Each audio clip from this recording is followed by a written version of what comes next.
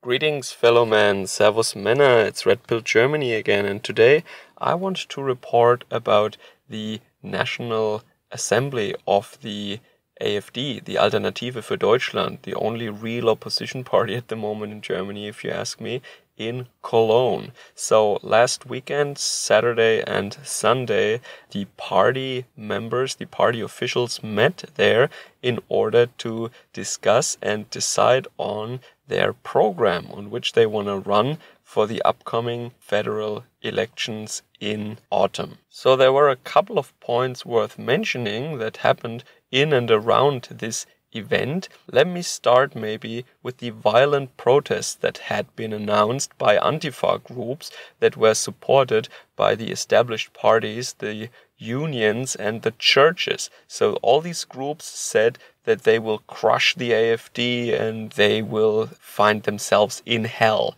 when they come to Cologne. So they threatened them with violence, and there was a massive police force necessary to ensure that the officials could actually reach the hotel in which this assembly was held. A lot of people were attacked, but overall I think the police did a good job to ensure that our democracy can work and that democratic parties are able to meet and to discuss and vote on a program. But basically every week you can read about politicians of the AfD who were attacked in front of their houses or on their way to work, or also the offices of the party and the residences of the party members are also attacked by Antifa members. And if you think now that this is just the same as in the US right now with incidents like Berkeley, then I maybe have to remind you that in Germany it is illegal for an honest citizen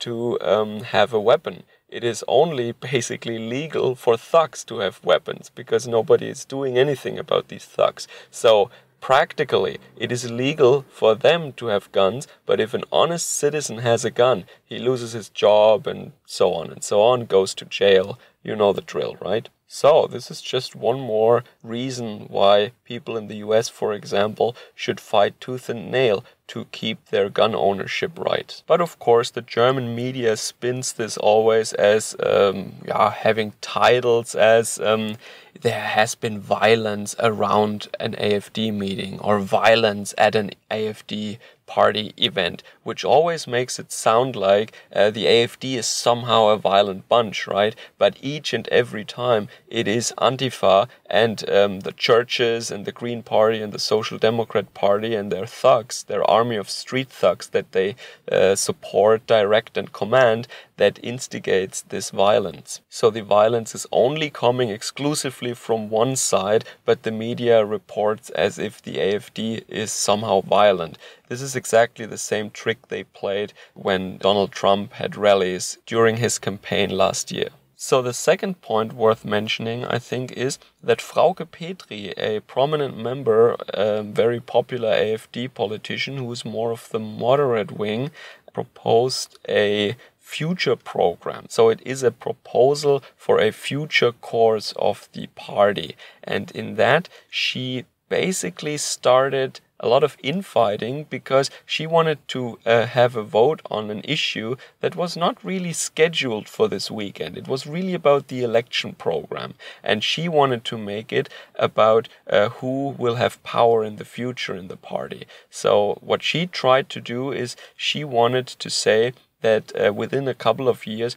we want to be the coalition partner of the CDU, we want to get into government, right? And that would require that a lot of radical positions and a lot of necessary positions like immigration and the economy and the European Union, that all these seemingly radical but very necessary positions of the AfD, which are the reason why the AfD exists in the first place, would have had to be kicked out of the program. So she wanted to make the AfD just a centrist party or a Merkel party 2.0 basically. What she wants is, of course, power in the institutions very fast. I don't know, maybe she has a mortgage that she needs to pay back. I have no idea.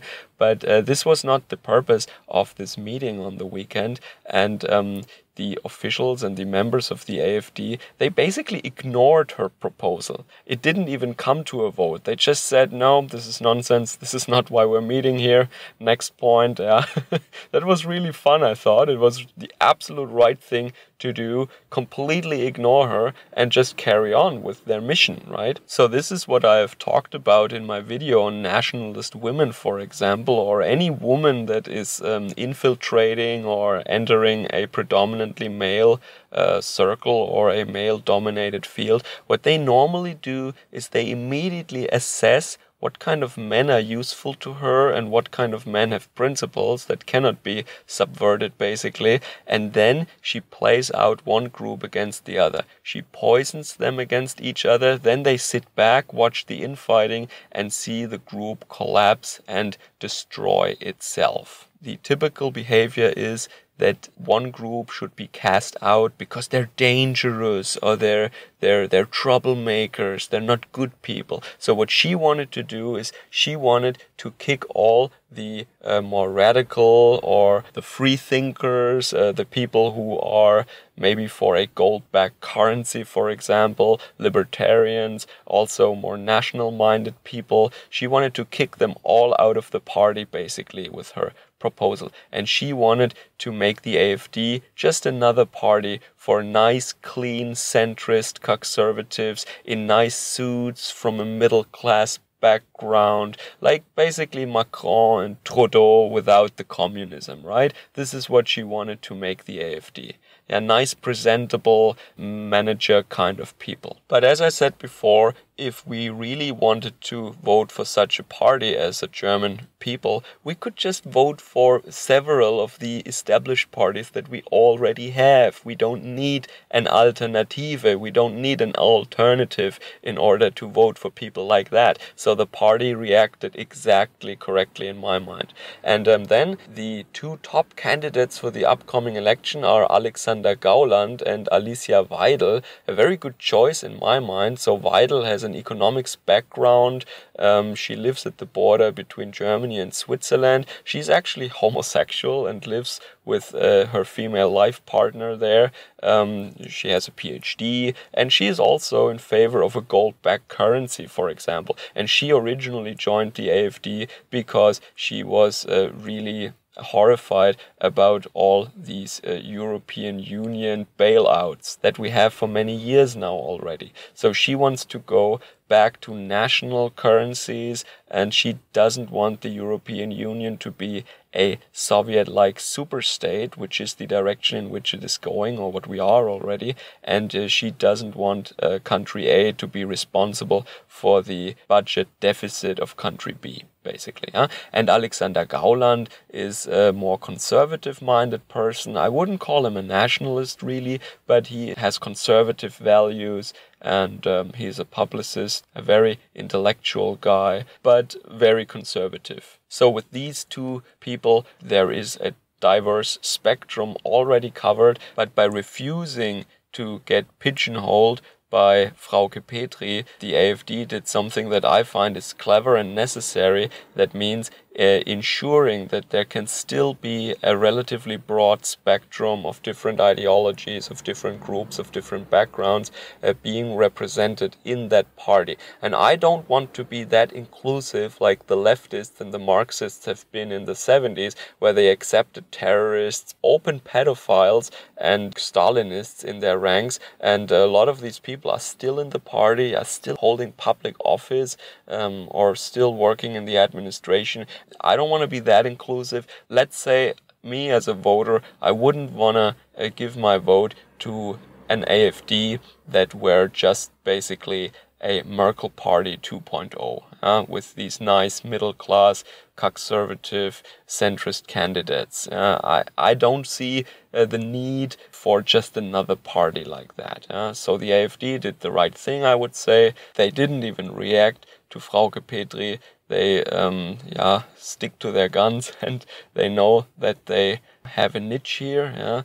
I think with that program, they decided on a program, of course. I read through the points that are most important to me. I find the program very good. It's a very good program. You can check it out in the description below. So in the program, they declare that they are for national sovereignty and well-protected borders, controlled immigration, not no immigration, and they're also not against foreigners in general. They just want to control it at the moment.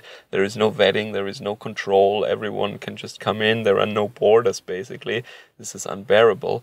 They are also for a strong education system with high academic standards. They don't want to pander to the lowest common denominator. They are pro-German culture, strengthening German families. They're also very critical of the European Union, and they want, just like me actually, what I said long ago, that the European Union should be a federation of sovereign states and not a Soviet superstate. And so they identify similar dangers to our welfare and our health and our well-being as I do. So they also want to go away from this weird SJW gender ideology that is everywhere in Germany and Europe and the Western world right now. So they want to cut back on those kind of programs in the universities, for example. And they also want to end a lot of these Green Party retard programs that basically cripple our economy, cost us billions, and destroy a lot of jobs here in the Western world. That doesn't mean that we should pollute the air like crazy and the water, but that means with a more sound energy policy and more moderate measures, we can save our jobs and protect the environment. One example is here the Green Party. They openly think about just banning all internal combustion engines. Yeah, that will be great. Yeah, I cannot see how that would be a problem, right? Also, getting out of nuclear energy in the way that we did it was a very big mistake, and we basically replaced nuclear now with coal. Yeah, very good for the environment. Bravo. So this is what I mean. Less ideology when it comes to the environment and green politics, but a little more economics, a little more science, but also taking care of nature and trying to conserve our environment. So overall, I think they have a good shot with their position right now. They will of course not win the elections. I repeat that constantly. If they would get like 15 or 70%, that would be a great success. If they get everything north of 10% would be really great, I think. It is possible to control a politician like Angela Merkel from the opposition. If Merkel realizes that there is a strong opposition and a lot of unrest and discontent in the public, she does everything not to give these opposition forces more ammunition than they already have. So it is possible to dictate Merkel's policies from the opposition. So that happened before. We saw before that Merkel can be controlled actually by an opposition and by fear in society. And her fear is then, of course, that she will lose votes. And Merkel, I don't think she believes in anything. She just does everything that keeps her in power. So if Merkel realizes that her power is in danger, if she gives the AfD too much ammunition, then she will actually enact AfD-like policies as a chancellor. She will do that. This is a way I could imagine that the AfD can actually shape the politics of Germany even when they're in the opposition. And that is a public battle, that is a media battle also, but one that they have to fight. I don't see any purpose in becoming the coalition partner of Angela Merkel now, which wouldn't even work. And how can you work with this centrist or socialist CDU? I don't really see the point in that. I think it is necessary to be an opposition party for the coming years, and this is what the party decided on. And so they did not make their program another centrist, leftist, socialist program, but we have still now the original AfD brand, so to speak, and I'm looking forward to the elections in that sense. Enjoy the rest of your week and Servus, Kameraden.